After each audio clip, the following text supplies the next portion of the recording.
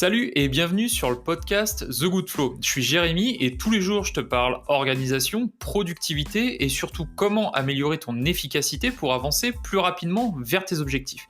Alors que tu sois déjà indépendant ou que tu penses à monter ton business, je partage avec toi mes idées et ma vision pour que tu passes à l'action dès aujourd'hui et que tu obtiennes rapidement les résultats que tu souhaites. Allez, c'est parti!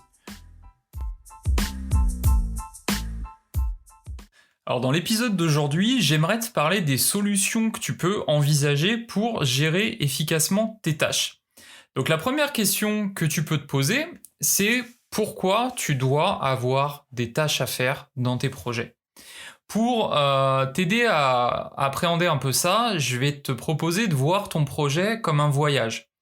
On a déjà parlé de ton objectif et de l'importance de le définir correctement. Si tu vois ton projet comme un voyage, l'objectif dans ton voyage, c'est la vision à plus ou moins long terme que tu peux avoir.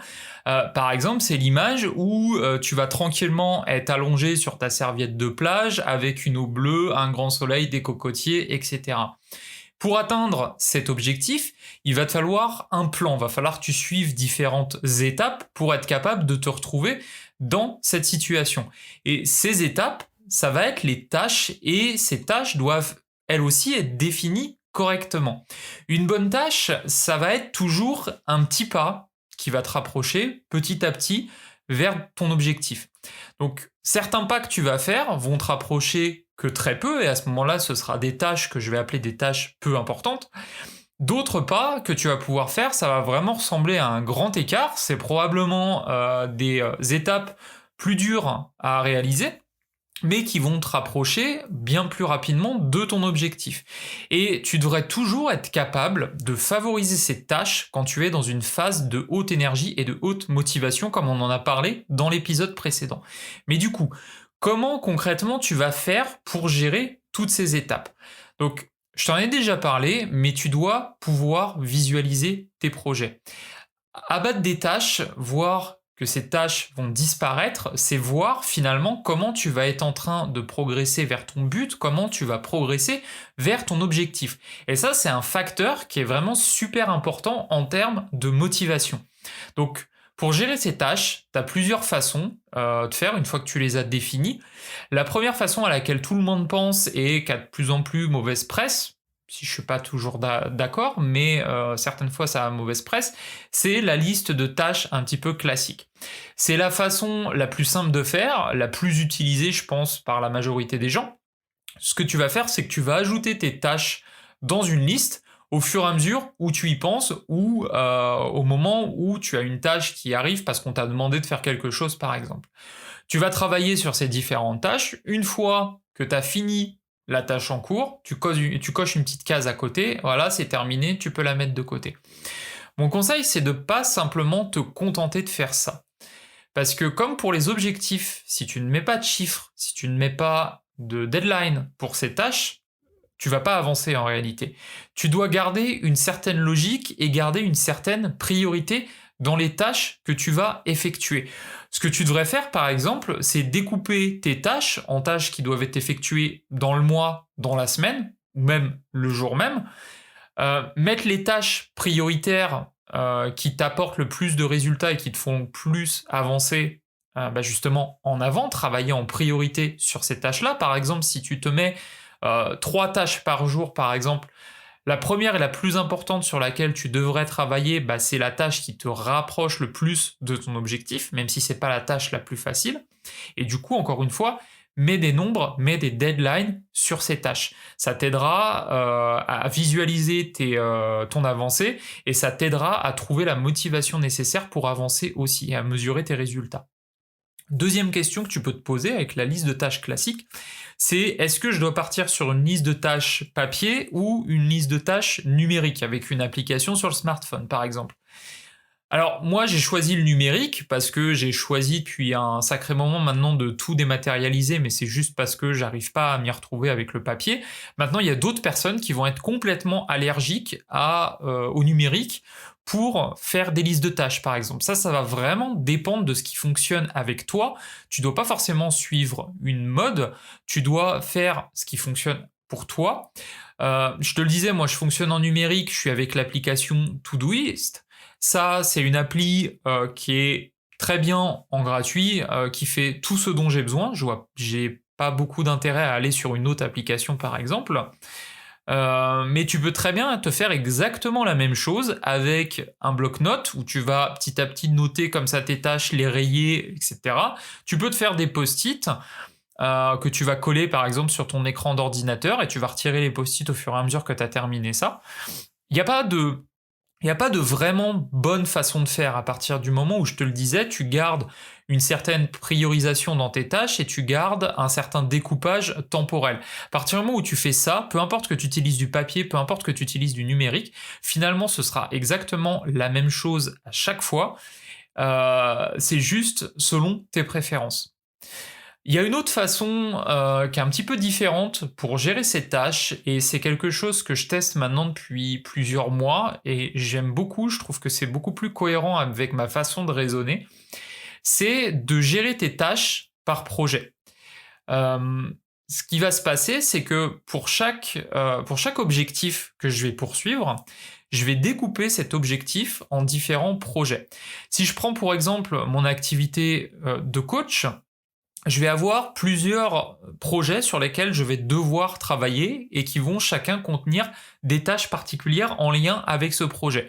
J'ai par exemple la gestion de mon site web, l'hébergement, le design que je peux mettre dessus, régler les problèmes techniques, le contenu que je vais pouvoir faire pour site web, etc., etc.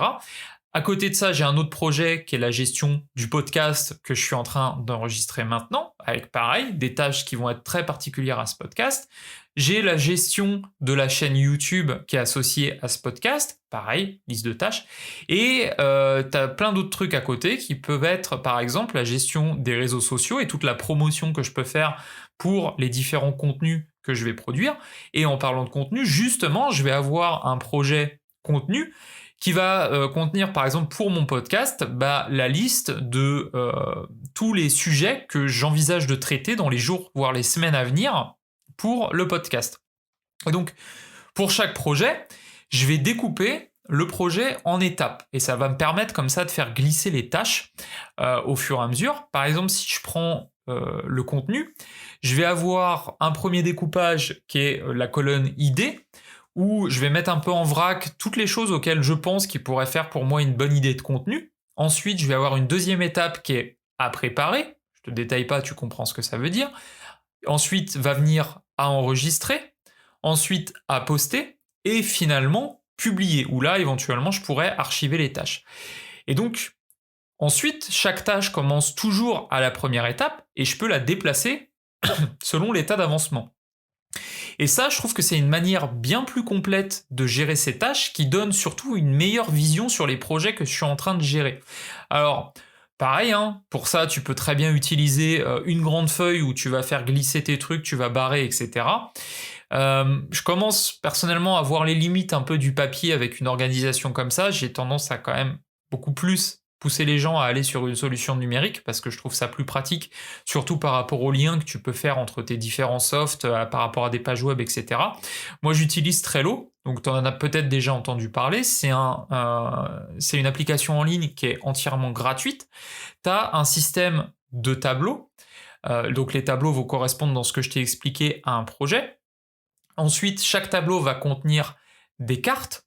Les cartes, moi je les associe à mes tâches, mais en réalité, dans une carte, tu peux mettre beaucoup plus de choses. Tu peux mettre une description, tu peux mettre même une liste de tâches que tu vas pouvoir cocher et qui te montre l'état d'avancement de cette carte-là. Bref, après, pareil, comme toujours avec les outils, il faut trouver la façon de fonctionner qui est la plus logique pour toi. Et ce qui est aussi intéressant avec Trello, c'est que tu as des fonctions de collaboration dedans. Tu peux très bien partager un projet avec d'autres personnes et que chaque personne puisse interagir sur ce projet-là. Donc si tu as des projets où tu dois travailler avec d'autres personnes, ça c'est intéressant. Donc je te le disais, ça fait quelques mois que je teste ça.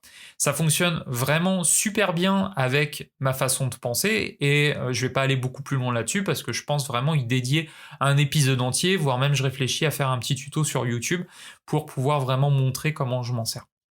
Donc pour résumer ce que je t'ai dit aujourd'hui, tout comme tes objectifs, c'est vraiment indispensable de définir tes tâches. Elles doivent être clair, il doit y avoir des chiffres, il doit y avoir des deadlines qui te poussent à avancer, qui t'aident à voir comment tu avances sur chacune de tes tâches.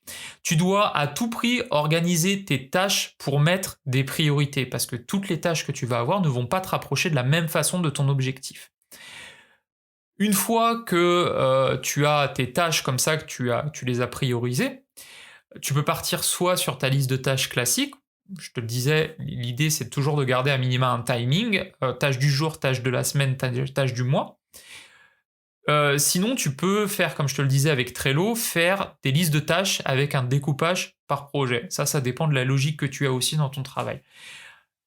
Comme d'habitude, ça je te le répète assez souvent, mais choisis ce qui fonctionne pour toi et surtout, tiens-y toi pendant un certain temps. Tu vas pas découvrir une nouvelle façon de fonctionner ou tu vas pas voir les limites d'un système si tu t'en sers par exemple 2-3 jours. C'est quelque chose que tu vas découvrir au fur et à mesure des semaines où tu vas voir que bah là ouais cette fonction-là tu pensais pas t'en servir mais en réalité elle est super utile par rapport à ce que tu fais toi. Ou alors cette fonction-là que tout le monde utilise, bah tu te rends compte qu'en fait elle est pas très pratique pour toi et que tu aimerais bien que ce soit fait autrement. Bref, prends un peu de temps comme ça pour choisir ce qui fonctionne pour toi. Tiens-y toi et surtout, ne passe pas énormément de temps à tester chaque nouvelle méthodologie à la mode. Parce que tu as des vagues comme ça, si tu regardes beaucoup YouTube, tu vas voir souvent des vagues en termes de productivité où telle personne va te dire ah ouais, mais pour l'application de prise de notes, aujourd'hui, il faut que tu prennes ça. Et puis demain, ce sera ça, etc. Ouais, il y a des nouvelles applis qui sortent qui sont très bien. Maintenant, il faut que ces nouvelles applis t'apportent quelque chose par rapport à ton ancien système. Si tu as un système qui fonctionne déjà aujourd'hui pour toi, que tu ne vois pas de points de friction ou de choses qui sont réellement à améliorer, qui sont réellement pénalisantes pour toi, reste sur ton vieux système, entre guillemets. L'important, c'est qu'il fonctionne et qu'il te permette d'avancer.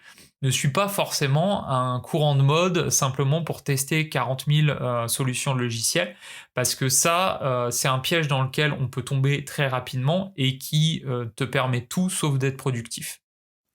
Alors merci pour ton écoute, j'espère que tu as trouvé des conseils utiles dans ce podcast. Si tu veux m'aider à le faire connaître, tu peux me donner 5 étoiles sur ton application de podcast favorite, ça m'aidera à le faire référencer, voire même tu peux me laisser un petit commentaire, ça fait toujours plaisir. Si tu veux aller plus loin, je t'invite à aller sur le site goodflow.me qui est relié à ce podcast et qui te permettra d'avoir accès à des ressources complémentaires où tu peux aller directement sur mon site personnel ifeeltheflow.com. En attendant, je te dis prends soin de toi et à demain pour avancer ensemble.